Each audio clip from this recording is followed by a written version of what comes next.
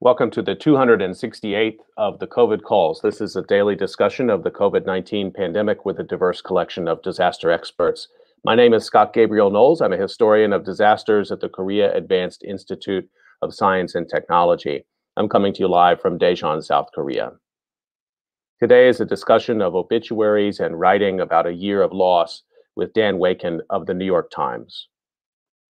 Just a reminder, you can catch COVID calls live most weekdays at 5:30 p.m. Eastern Time and many Fridays as well at 5:30 p.m. Korea time on YouTube. Just go to the COVID calls YouTube channel to watch. You can also hear COVID calls anytime recorded as podcasts on Spotify, iTunes, Podbean, or anywhere you get podcasts. You can also keep up with COVID calls via Twitter using the handle @US of Disaster or @COVID calls. Please help spread the word and send suggestions for future guests and future topics. Please feel free to suggest yourself as a future guest.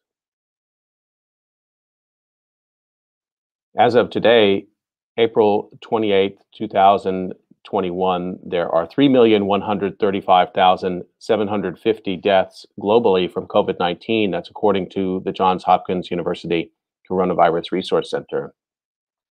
Death toll in the United States from COVID-19 has reached 573,381.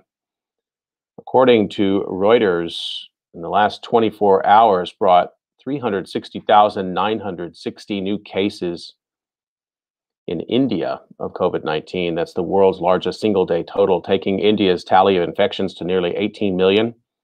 And it was the deadliest day so far with 3,293 fatalities, carrying the Indian total of deaths from COVID-19 to 201,187.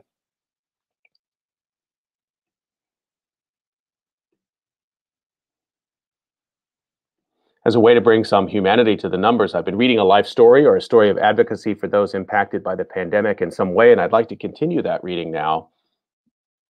The headline is Gail Slatter, who helped make the Times newsroom run, dies at 68. This was written by Sam Roberts and published in the New York Times March 25th, 2021.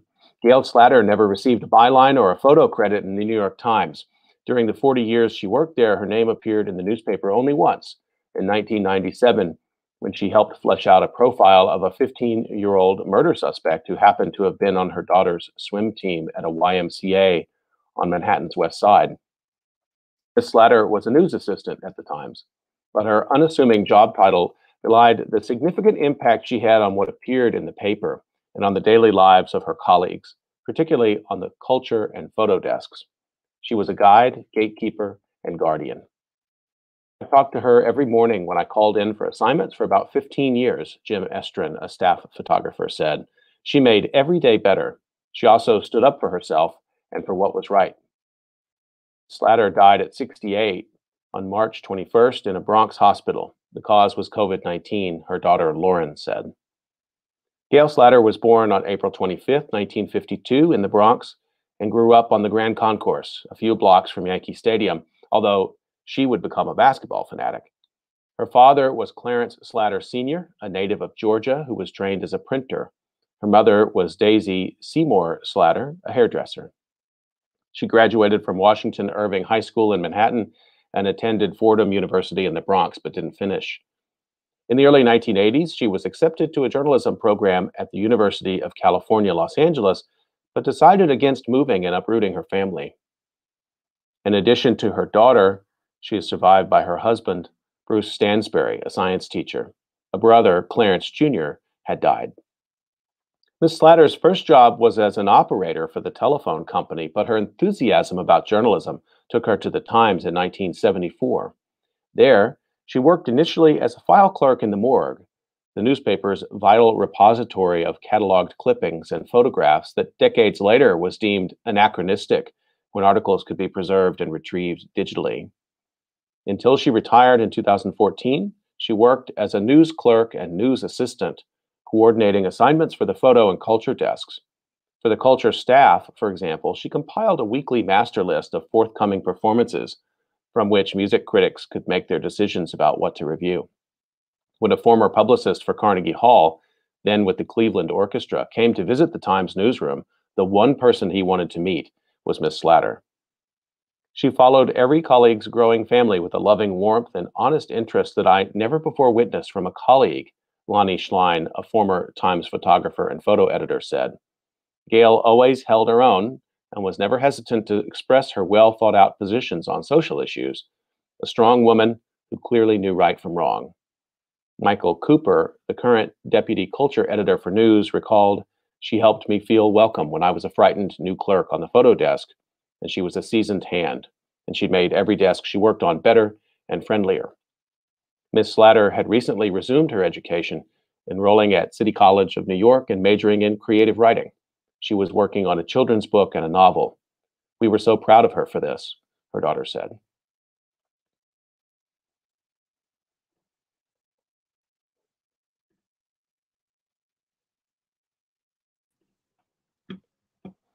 Okay, I'd like to turn to my conversation for today. This is one I've really been looking forward to. Let me introduce my guest, Dan Wakin. Dan has been a journalist at the New York Times since 2000. He currently is an editor on the obituary news desk, where he's been editing the series Those We've Lost on COVID Dead. Previously, he was deputy editorial director of New York Times Global, a strategic team focused on international audience, and a deputy editor of the culture desk. As a reporter, his beats include religion, classical music and dance, and general assignment. He's covered stories in more than a dozen countries in Asia, the Middle East, Europe, and Latin America. And he helped lead the team that produced the Emmy-nominated multimedia project Inside the Quartet.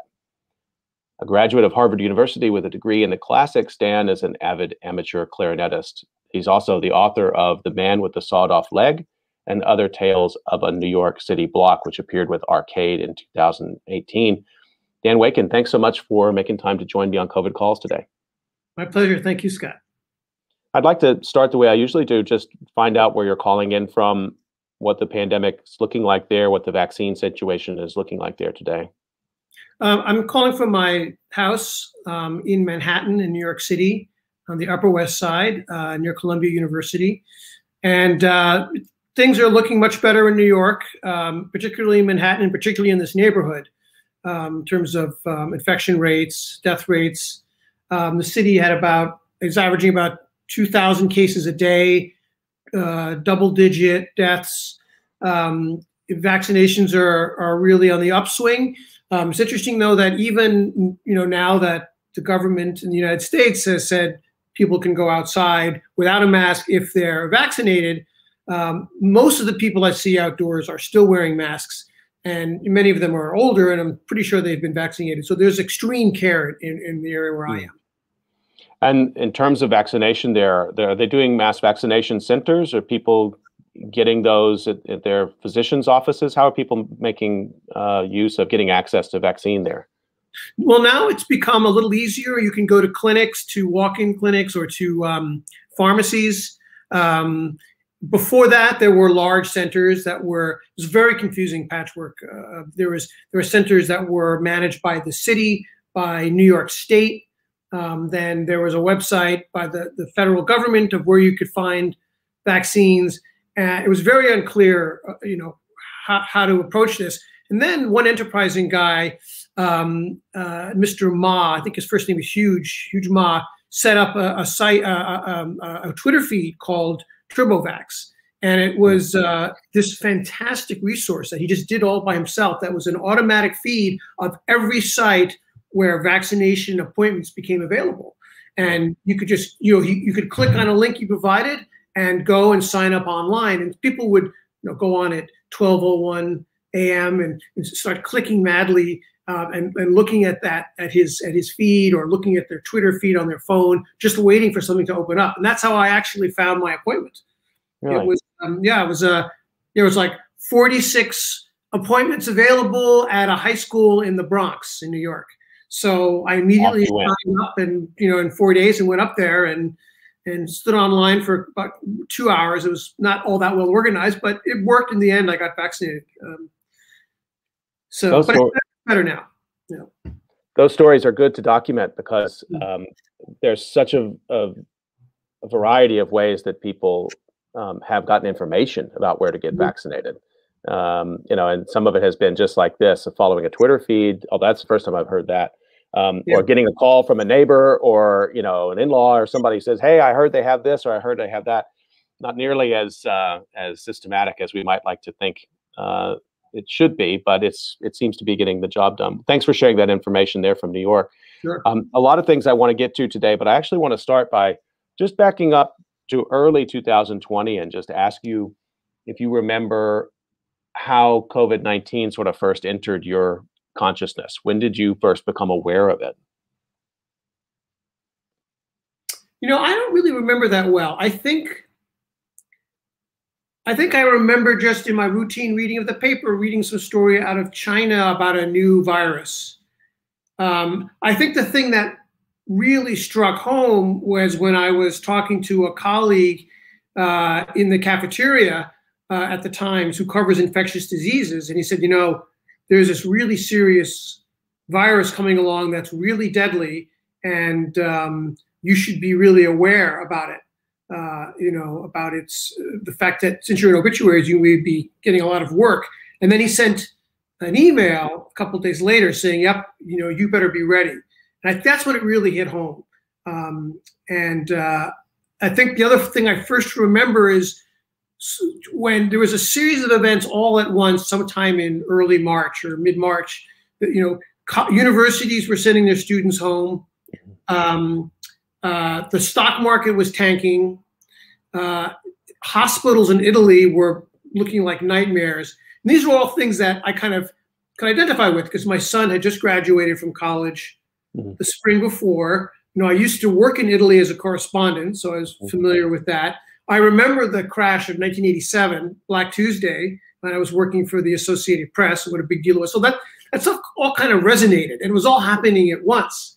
So I think that's probably what first hit me. There's a story that you wrote in April, and I've tweeted it out. People can find it easily. It appeared in the Times, in which you, April of last year, in which you kind of recounted the early days of this quite massive obituary project that you've been engaged with. I wonder if you wouldn't mind recounting a little bit of that for us now, just how the idea started to come together for this large project. Sure. So it was the events that I had just described were happening, and we were all in the office still, and Sam Roberts, whose piece you read, is in the obituary department. He's a writer there, and he sent an email to everybody saying, "Hey, should we think about doing a Portraits of Grief?" You know, as it was evident that many people were going to be dying. Now, I don't know if your listeners will recall, but Portraits of Grief was a project by the Metro desk at the time, right after 9/11, after the attack on the World Trade Center. And the idea of Portraits of Grief was to write a little vignette, a short piece about every person who died at Ground Zero. And it was really an incredible project, and it involved people from all across the paper, but mostly from Metro. And I was also involved in writing these pieces, and they were, you know, 4 to 6 to 8 paragraph vignettes about every person who died. They weren't full obituaries. They weren't the whole story of the person's life. They were just maybe pick out something special about them, some fond memory. And it became a big project, and it became a book, etc. So Sam had been in Metro too, so he remembered Portraits of Grief. And I think I also wrote in that piece that was when I got the email from my colleague, "Be prepared for waves of death." And it occurred to me, yes, it's not a bad idea, but that's not the way we should do it, because 9/11 happened in an instant, in one place, at one time, and involved a finite number of dead people in the end. I mean, at first we didn't know how many had died. It took a long time to get the full death toll, but it was finite. The thing about COVID is it's happening around the world. It's continual. Every day there were thousands of deaths.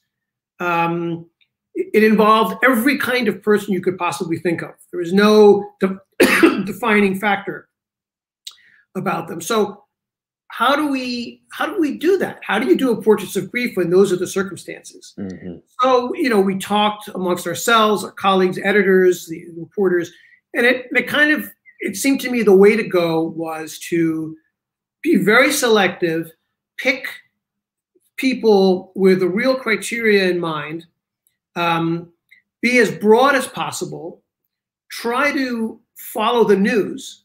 So as we were finding out that an enormous number of people were dying in nursing homes, let's profile some elderly people who died in nursing homes.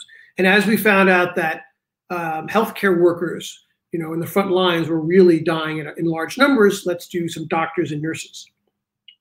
So that was one organizing principle. Another organizing principle was, since we were obituary writers and editors, let's treat them as real obituaries. Let's give them the full treatment, if not in length, but at least in intent, where we do what we do in obituaries, is where we capture and sum up the main aspect of their life. We then deeply report through interviewing family and friends who they were and what they did. We provide all the basic biographical information that we do for regular obituaries, like schooling and spouses and children and survivors, etc. And let me just put in parentheses, when I say regular obits, I mean the obituaries that are our bread and butter, the obituaries that we traditionally do for famous people, important people, celebrities, movers and shakers, people who are maybe unknown but are enormously influential in their fields, or even people that are completely unknown but had just amazing life stories. So that's our bread and butter, right? So I was thinking we should give to these COVID victims some of that seriousness and some of that fullness, because obituaries it's an incredible genre. I mean, it gives you a life story. It gives you the arc of a person's life in ways that we can all identify with, because we all are born, we all have parents. Many of us are educated, go to school. Many of us have first jobs, and we can kind of see humanity through these stories. That's one thing I find compelling about obits. The other thing is, every obituary is the story of a time and place. It's a little slice of history that you're telling through a person's life. And these elements I thought were, this is what to me makes for great obituaries. And I thought, let's give these qualities to our portraits of those who've died of COVID-19. I'm really glad that you mentioned Portraits of Grief, which was and remains an important resource of that time. But I think it was an important way to cope with that disaster. And it's interesting, you talk about the time scale and your insight that it couldn't be exactly like Portraits of Grief, because we don't know any sort of ending point for COVID. I do remember the Portraits of Grief appearing in the newspaper over a few months. And they were, to me, and I know to many others, kind of a way, something to latch onto while there were still some uncertainties at that time, when they were still searching for the dead for some time, and then deconstructing the pile that was in Lower Manhattan. I mean, I still remember Crossley Williams Jr., for example, is one that it just springs to mind. And there's a detail in there that it said his parents had written it or contributed a quote, and they said, "He enjoyed our company and we enjoyed his." And it just stuck with me. Little things like that. And it's kind of ties to what you were just talking about as an obituary writer, looking for something that you can, a detail or a few that you can bring into the obituary, which opens up a kind of world in which you can imagine what this person was like. Seems incredibly hard kind of writing to do. I mean, could you talk more generally about the kinds of work that goes into crafting an obituary? You were saying a bit about it a minute ago, but it's right. Such a limited number of words to do so much work. Well, I just want to for a second what you said. It's a very important point about Portraits of Grief. That they were helpful to everyone. They were a way of dealing with the sadness we all felt, and it was sort of therapeutic for the readers as well as for the family members. And that's an important and interesting thing about that. I'm not sure if that's the effect of those we've lost. I think some people have written in and said they feel that way. But so what goes into writing a good obit, or a good loss profile? I mean, because the thing about the loss profiles is that they're very short, generally. We write obits that go up to 1,000, 1,200, 1,600 words, and for really big people, they can go for thousands of words. Portraits of those we've lost, I've tried to keep to around 500 words, 400 to 600, sometimes they go longer. So there's not a lot of space. You have to pack in a lot of information. And I think for everyone, I think the basics are key. Their birth date, who their parents were, what their parents did, where were they born, if they went to school, where did they go to school, and who did they leave behind. And we have our guidelines for obituaries are we consider as immediate survivors spouses, siblings, children, and parents, and we name them. That's our sort of standard practice if we can. And then we also mention the number of grandchildren and great-grandchildren. So that all has to go into a loss profile. And then, as you say, it's the telling details, something that some interest that they had and a passion they had for something in life that they devoted time to, or a gesture they did towards a friend. We did one recently about a tattoo artist, and a friend said his hero was the Green Hornet because he loved comic books. And at his memorial service, people held up green lights in honor of that. So something like that kind of makes a person concrete. It makes you feel like you can know them. So that's what we try to do, and that requires a lot of reporting. That requires a lot of phone calls to family and to friends, and sometimes that's difficult, especially if it's a person who's just an ordinary person who's not a famous figure. To try to track down their family and friends is not easy. We also rely on the public record for many people. Documentaries that have been made.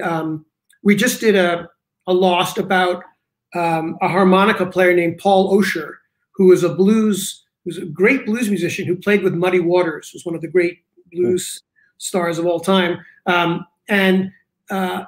He didn't leave behind many survivors, and it was sort of hard to track down his friends, but a filmmaker made a 16-minute film about Osher in which he's interviewed at length.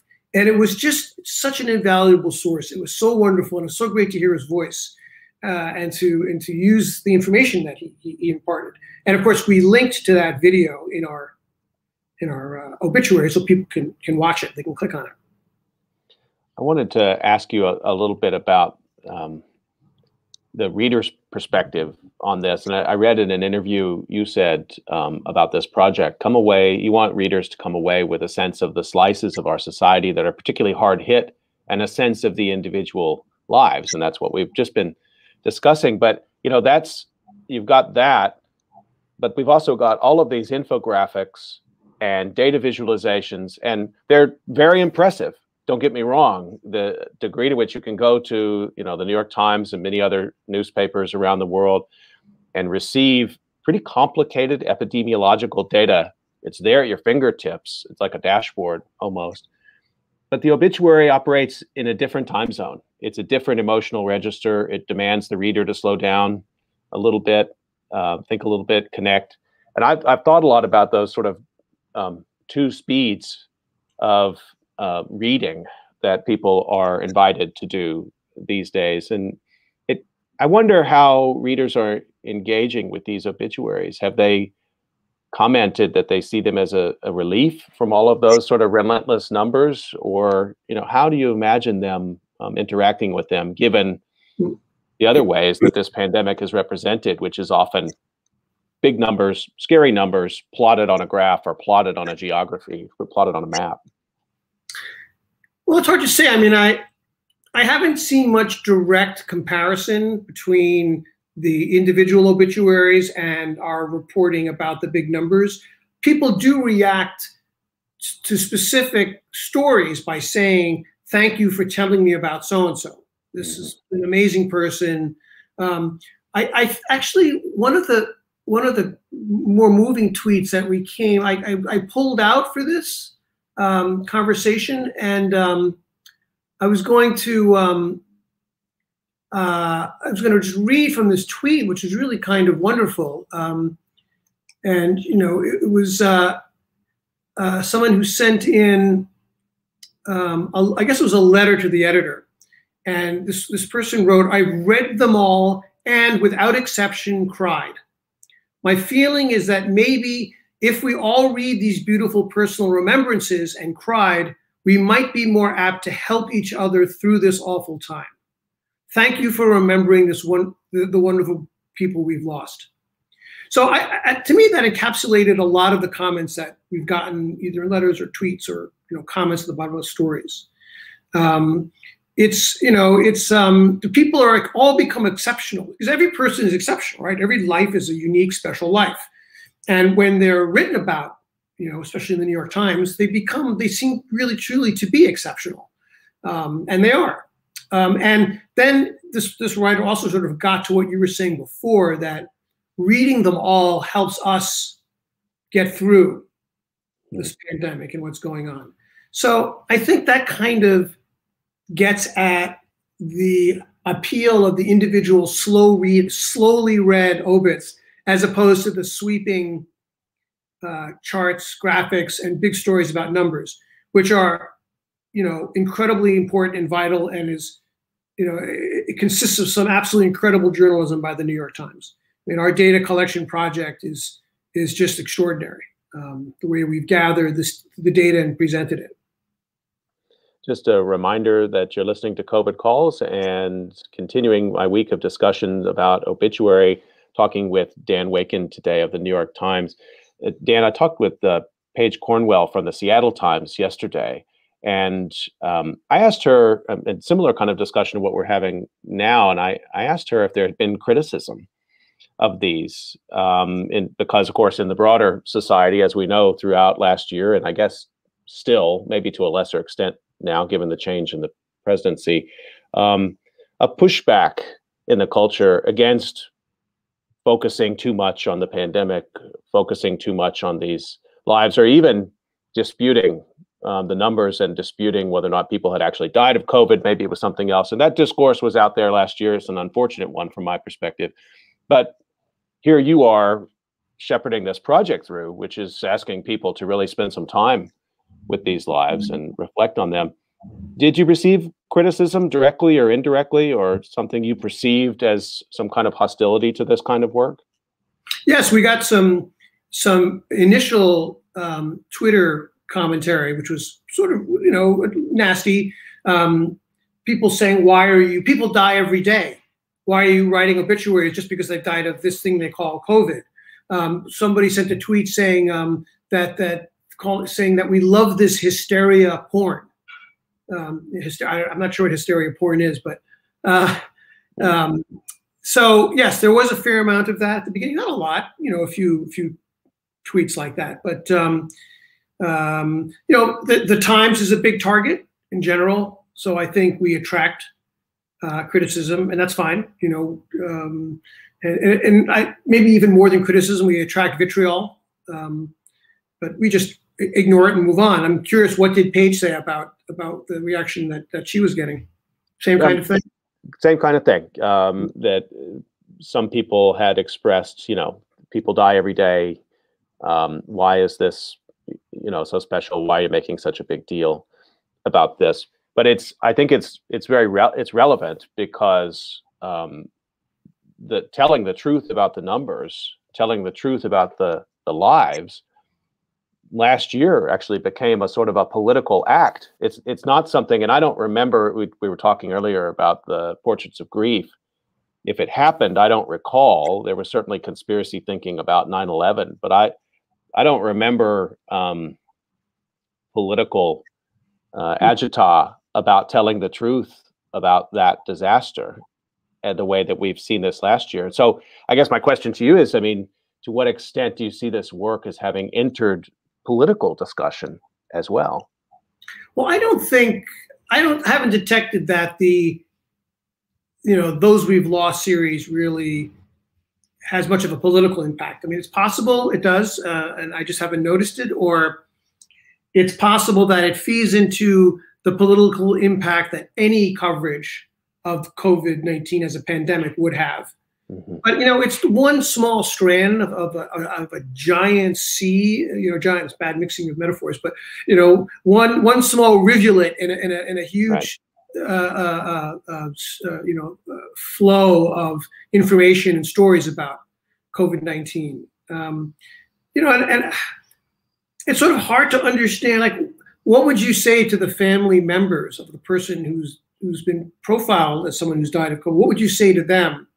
What would these trollers say to those people? You know, it's outrageous that your loved one has been written about for dying of COVID. I don't know. I haven't detected much political bearing of this series. I'm trying to think, but I really can't. I mean, you know, it's the obituary pages, right? It's not politics. So maybe it's below people's radar. Let's talk a little bit more about some of the themes that you've seen come out now that you have this really landscape view of people who've died that you've featured in the Those We've Lost series. What are some of the things that really stand out as unifying factors and themes that draw them together? Well, I guess one thing that really strikes me, which is the one thing that's not in any of these stories, but I see it all the time, which is how family members and friends are so devastated by the way people die, and how they die alone, and how their loved ones are, you know, very often just alone in a hospital bed, and they're unable to see them, and they're unable to grieve over them because of restrictions. And this is really, we've written tons of stories about this, don't get me wrong, and it's a big theme, but it doesn't show up in our individual stories. But because I'm looking through and, you know, sifting through lots of accounts, I see this every day. And that is the one thing I think that really kind of breaks through a little bit the outer crust of the wall that you have to have in doing this work. And the thing that's so poignant is when people say, so and so, my uncle, my mother, my father died alone, right? Now, if you think about that for a second, yes, that's pretty terrible, but we don't really know what that means because none of us know what it's like to die, right? Because it hasn't happened yet to us if we're sitting here talking about it. So perhaps there are those final moments of anguish, and then the person's life ends. But what's really revealing about that statement is it's not so much the person who's dying, it's the anguish that the family members feel knowing that the person died alone. To them, somehow, it's really painful and terrible. And that's where the pain comes from. Not the person who's actually died, because that's unknowable to us, but the pain of family members contemplating that idea. And then the other thing, of course, is people saying, you know, people we were unable to meet, we weren't able to grieve, you couldn't have a funeral. You know, if you look through a lot of the funeral home postings about the deceased, they always say, you know, there's usually a line in there, services will be held, but now most of them say, because of the COVID restrictions, there will not be any visitation, there will not be anything. So you see that. Now, the something else that struck me, I kind of wrote about it briefly back in December, is so many of the people who have died are, you know, sort of later in life, middle-aged or older, or even young ones, were on to the next thing, had reached some new chapter, had overcome some kind of trauma and found some new peace. And it's just after that happens, they die. You know, it's like there's something so poignant about that too. You know, the guy who just became a U.S. citizen, you know, a young gas station attendant who had just given birth 2 months before, the children of a man who was imprisoned, who through an oversight didn't realize he could have been released 10 years earlier. It was only figured out that he could be released, you know, 6 years ago. So he had so few years of freedom left that he could have had. the divorced father of three who finally fell in love with a woman that he could rebuild his life with and provide a home for his kids. Then he dies. So that's a theme that's really struck me. It's not in every one of these obits, but I've seen this run through. And then there are the couples who die within hours of each other. There's so many of those. We've written a few of those. Brothers twins who die within hours of each other. We've written a few of those. So, and I guess I'm drawn to a lot of stories about people who overcome difficulties, who overcome obstacles. Those are compelling stories. So maybe, I accidentally pick lots of those, but to me, those are good stories. So there are a lot of those kinds of stories too. There's so much in there. What you're describing have been the obituary that's in Those We've Lost series about Gail Slatter. Same kind of situation, that she was moving to the next act. Was getting creative writing degree, probably she was working on children's book. It's really interesting that you point out that detail. There's something else in here that you were describing just a minute ago. I knew I was going to get a lot of this conversation, and this is really important to think with, that the obituary is not only the story of a person who's been lost, but it's also an insight into the family, into the broader family structure. And the family members are even named, as you say, towards the end of the obituary. In some cases, we learn a little bit about them, some details about them too. And that aligns with some really interesting social science research about COVID-19. There's a Penn State team, you may have seen this report, that's been doing bereavement research and talking about what they call a bereavement multiplier, where for every person who dies of COVID, there's 9 people who are impacted. Not like, hey, I heard about that and felt bad, but their lives are deeply impacted, either causing emotional stress, physical stress, or economic stress. And so there's a way to read Those We've Lost, I feel like, and get some insight into that bereavement. It extends beyond this lone person. And as you say, to say that they died alone is one thing, but to imagine that a person felt it was important to tell you that is an insight into what their family is dealing with. That's really important, I think. Yeah. I mean, I think that also reflects sort of our own deep-seated fear of death, right? I mean, especially as we grow older, becomes a little bit more a real thing that our time is coming to an end, right? And so much literature and art and whatever, human endeavor is devoted to either staving that off or wrestling with it or reconciling ourselves to that fact. So, when we see people, when we read about people who are dying and we read about the fact that they died alone, the circumstances of the death, where they were, it's hard not to project a little bit of yourself on that, and it's hard not to feel a little bit of disquiet about that.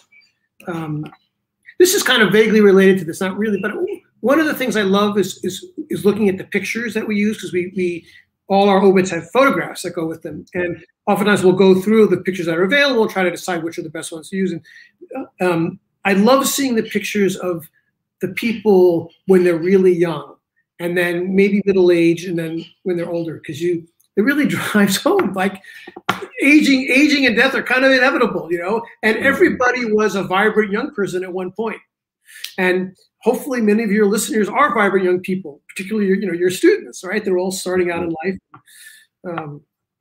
That's tangentially related to them. Yeah. Well, thank you for sharing that, because also it comes back to our earlier discussion about the sort of information flow of the pandemic and the infographics and the data visualizations and everything else. But then you come to Those We've Lost and the obituary pages.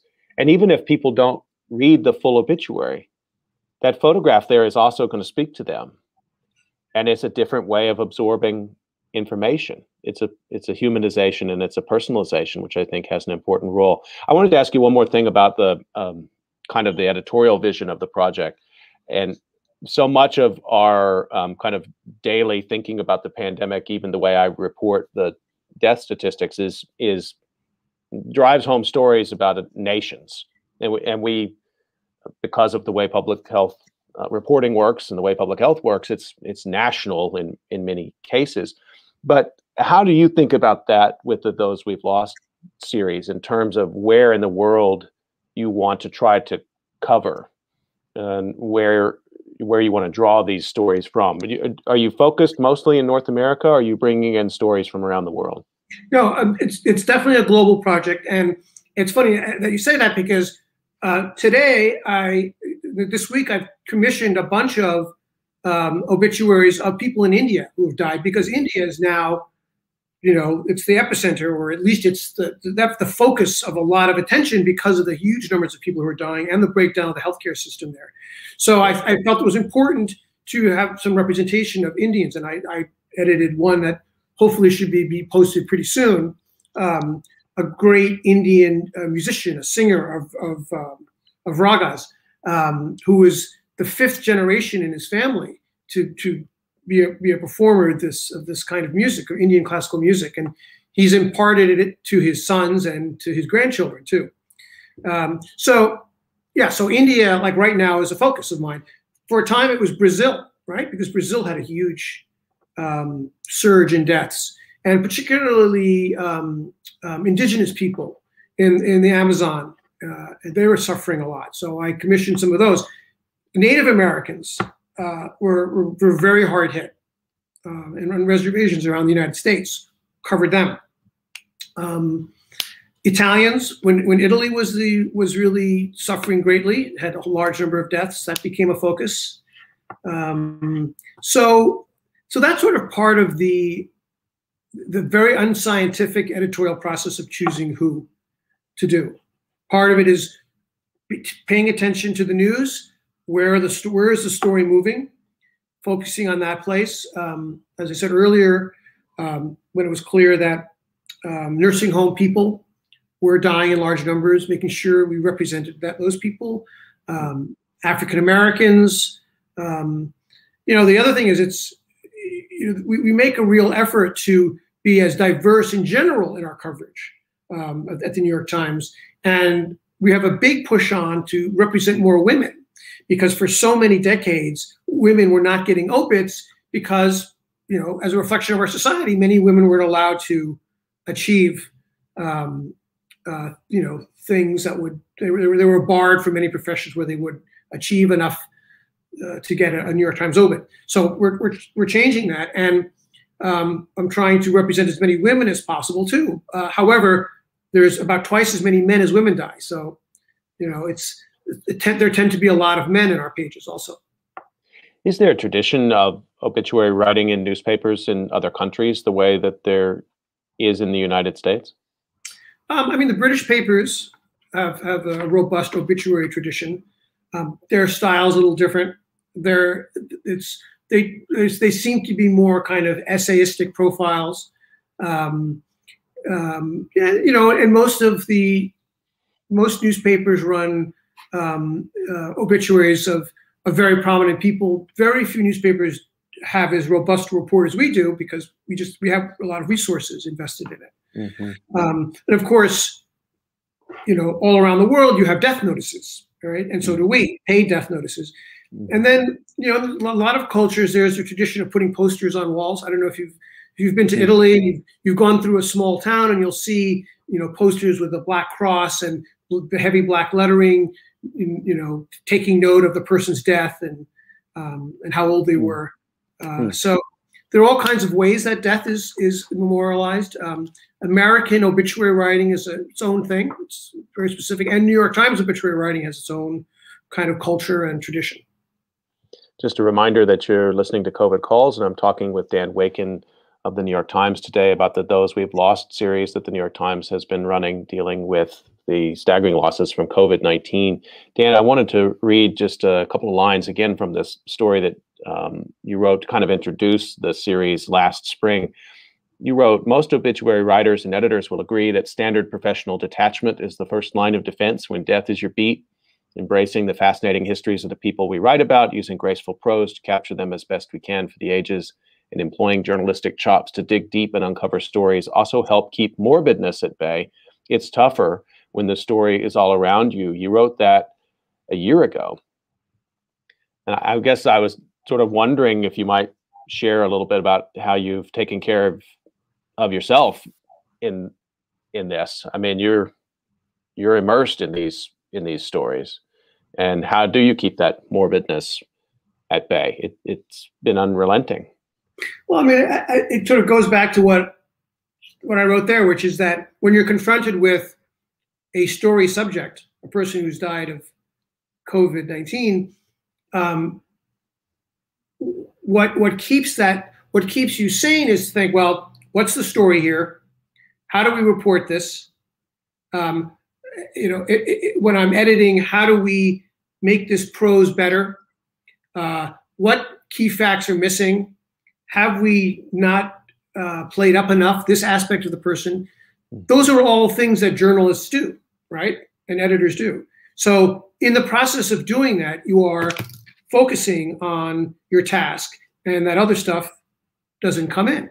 And then sort of away from the computer screen, you're thinking, I'm asking myself those questions. Have we written enough about X? Should we get more stories from Y? Who are the writers I could go to? Who'd be interested in doing something? Who can I match up with this thing? So those are the sort of the professional processes that you do. And I guess it's pretty much like anybody who has to do something that's potentially troubling, like a doctor, a medical professional. They channel their work thinking into the stuff they're doing every day, and they're not being devastated by the potential that a patient may lose their life because they're working on them. Not to say that journalism is the equivalent of medicine in any way. I mean, what doctors do is life and death. What we do is rarely that. I wonder about where the project will go from here. We hear a lot about, I'm already seeing stories that use the phrase post-COVID, which is, I think, an unfortunate term to use at this time, especially when people will be suffering from long-term COVID symptoms. And as you said, India and Brazil, places are still having really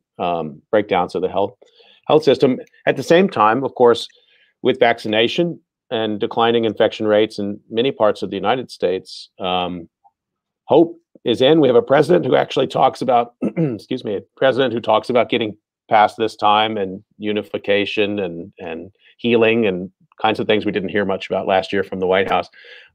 Where does the project go from here, and how do you see it fitting in as maybe the national mood changes? People start thinking about getting past this time.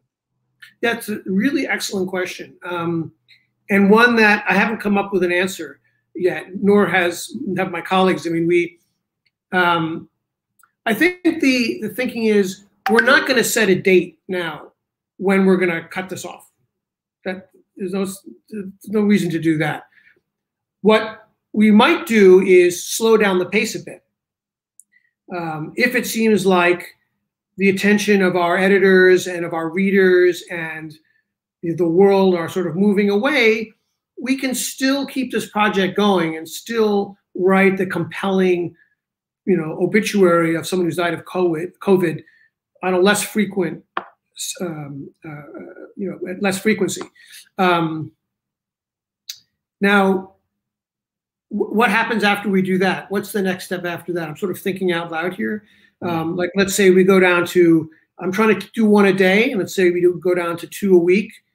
Do we feature those in some special way? And then is there a certain point where we write a story or send a note to readers saying, we are suspending this project just to let people know? That's the tricky thing. Like, when do we send that out? And it's very hard to see that. I guess it's just going to be a question of when does the moment feel right? And I can't yet predict what that's going to be. I ask this also as a disaster researcher who I get very anxious when people talk about disasters ending, because that has cultural importance, but also has real broader kind of social importance, even the way that we think about how we manage disasters. And so I think, again, back to Portraits of Grief. When you read that book, you come to the end of that book, and yet at the same time, since 9/11, there have been many deaths and more every year, which have been connected with people who have long-term lung distress, for example, or mental health issues, drug and alcohol addiction, things that are attributed to September 11, which then lead to death.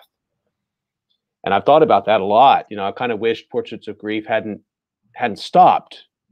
It would have been hard to keep it on, and maybe the justification inside the paper to say, hey, let's leave this open. You couldn't have made that case in 2001, but part of me hopes that Those We've Lost won't stop as a feature, because I worry about stopping it.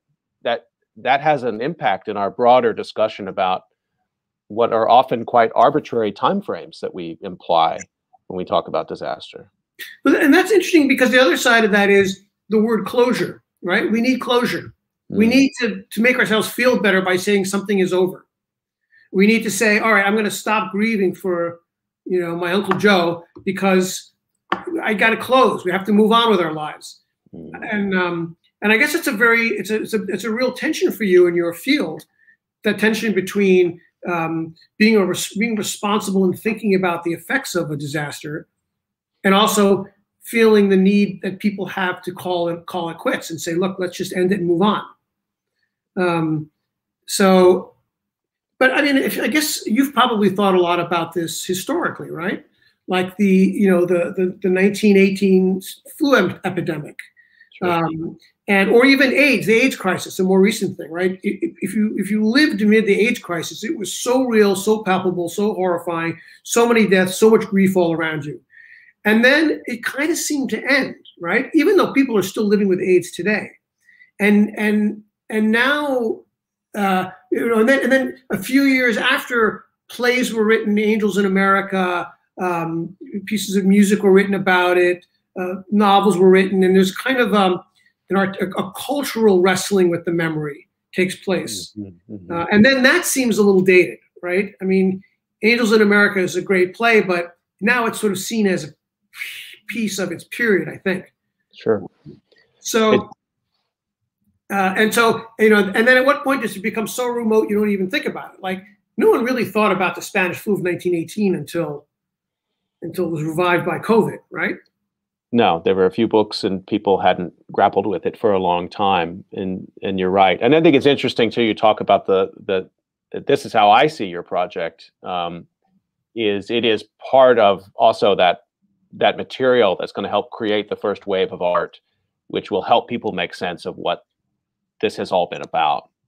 So it is, and I really appreciate you sort of reflecting on this idea about the role of Those We've Lost as something that's documenting a moment, keeping it open, and telling it as a global story, and asking people to wrestle with it, but also being aware that there's a social function of closure too.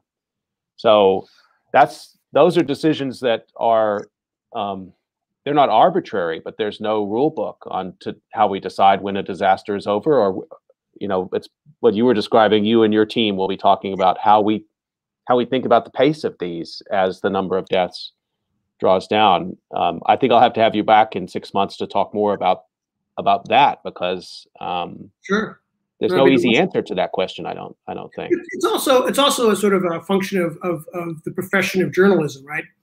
It's just the way it is. Newspapers move on.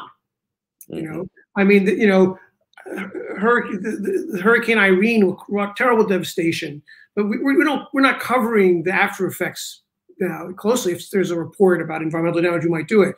Or Katrina, right? I mean, Katrina was. We still don't have a huge staff in New Orleans covering the after effects of Katrina. So at some point, the journalistic powers that be are going to say, well, we've invested a lot of resources and time and effort and money into Those We've Lost. It's now time to take those resources and devote them to something else, right? Because journalism moves on. But that's where artists and thinkers like yourself come into play, where you'll be writing a book about COVID-19 and in 5 years, and it'll get reviewed in the New York Times, and it'll be the subject of discussion in academic journals and future podcasts, right? I think that's how the cycle works.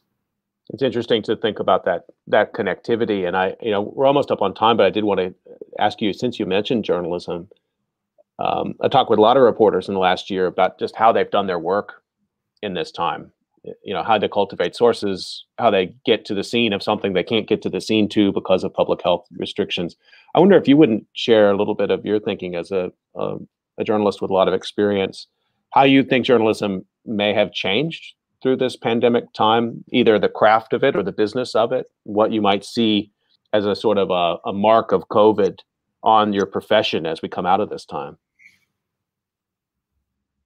Well, I can tell you something very concrete and specific and narrow, which has had a huge impact, and it's on how the New York Times does journalism. Because when COVID first started, when it first became this global story that was of immense importance, the Times started doing something called a live briefing, which is on our website, a sort of a module on the homepage that has a series of quick headlines and then a series of short stories, so you could quickly go there and find out what's going on.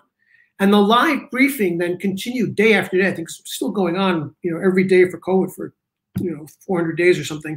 And that was then applied to politics and to breaking stories, that kind of format. It's really more of a format, but it's become a structural thing at the Times too. People are now have jobs devoted to live briefings. There's a whole department devoted to it. And in May, I'm going to be sort of on call to work on something completely different from my current job, but just to help out doing the live briefings.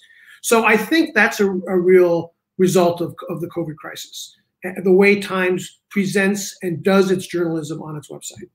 It's a little bit, it's a little bit kind of inside baseball. Mm-hmm. But I'm wondering if other newspapers too are now sort of seeing these big global stories as opportunities and not newspapers, news organizations, to really rethink how they present the news to readers and viewers. I think it's had a big impact on how journalism does graphics and interactive news. I mean, as you were saying before, the data-heavy quality of it and all the immense variables of data create a real need for clear, compelling, interactive journalism. And so I think there have been big strides made in that area. And I think I would hope that news organizations see the need for really experienced global health reporters, and the need to have people who are expert covering this stuff, because there'll probably be other surges and other viruses down the road, I would think. I'm not an expert, in that, but we need to be ready for that. So hopefully. And what about the newsroom itself?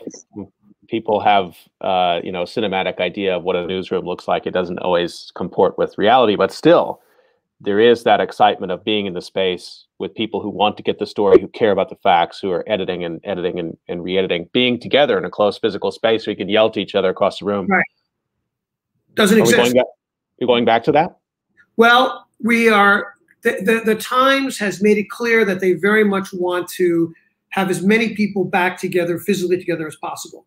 I don't know if this is internal news. I'm sure it's probably out there already, but various internal memos say that we're expected to be in the office the majority of the week, which I think is interpreted as 3 days. Most people, and some people will be required to be there for 5 days, depending on their job, and other people will be allowed to work from home. And there are a lot of correspondents all around the world who work out of their houses already. I mean, there's no office to go to, or it doesn't really matter. So I think the newsroom will be reconstructed, but it's going to be much more flexible, much more fluid. And I think most people recognize it's really important to be together, the exchange of ideas, the sort of the informal teaching and mentoring that goes on between old timers like myself and young people who are coming in who don't know the Times that well, who don't feel comfortable. It's just a lot easier for them if they're around people, the newcomers, and also just the sort of the daily exchanges that you have just creates such fertile ground for story ideas and what goes into a story and how you approach your job. And when we were in the office, I would go to lunch, 3 or 4 times a week in the cafeteria, where my friend, the global health reporter, was, and sit at a table with the same revolving group of 4 to 12 people, and we would talk about the stories we were working on, and and give each other advice and joke and tease each other. That was a glorious part of the job, and I miss that. But just a reminder. Yeah, I hope you can get back to that as soon as possible. I just want to remind everybody you've been listening to COVID Calls, and you can catch COVID Calls every weekday at 5:30 p.m. Eastern Time, and most Fridays at 5:30 p.m. Korea time. Please join me tomorrow at 5:30 p.m. Eastern Time when I talk with Lori Peak, the director of the Natural Hazard Center at the University of Colorado, and Amanda Ripley, investigative reporter Amanda Ripley. We'll be talking about the life and work of disaster researcher Dennis Maletti, who was actually featured in the Those We've Lost series. So please do join me for that. And let me thank Dan Wakin. Dan, just really great to be with you and have this conversation. And Those We've Lost means a lot to me, means a lot, I think, to a lot of people. And keep up the great work. Thanks a lot. Thank you, Scott. I really appreciate that. Stay healthy, everyone. We'll see you tomorrow at 5:30.